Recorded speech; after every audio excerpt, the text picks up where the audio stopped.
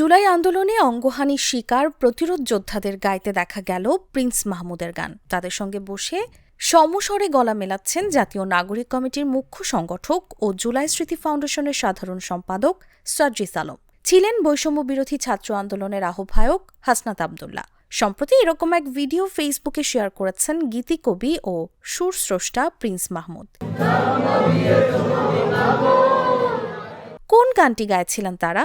সমবেত কণ্ঠে তারা গাইছিলেন জেমসের গাওয়া বাংলাদেশ গানটি। এই গানের কথা ও সুর করেছিলেন প্রিন্স মাহমুদ।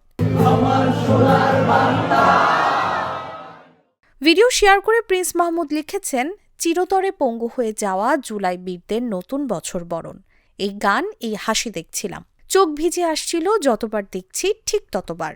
আবেগ আপ্লুত প্রিন্স মাহমুদ আরও লিখেছেন, বাংলাদেশ গান যে এভাবে কখনো দেখতে হবে, বিসর্জনের কণ্ঠ এমন করে শুনতে হবে, সত্যিই কল্পনা করতে পারিনি। দেশটা ঠিক হবে, কিন্তু ছেলেগুলো তো চিরতরে পঙ্গু হয়ে গেল। জুলাই আন্দোলনে কেবল ফেসবুকেই সরব ছিলেন না প্রিন্স মাহমুদ। আন্দোলনরত ছাত্রদের দাবির প্রতি সমর্থন জানিয়ে রীতিমতো পথে নেমেছিলেন।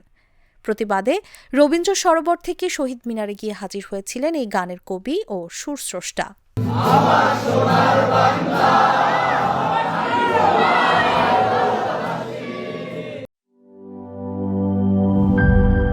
শিয়া বাটার ও ভিটামিন ই সমৃদ্ধ lily glam beauty soap. Lily, always be beautiful.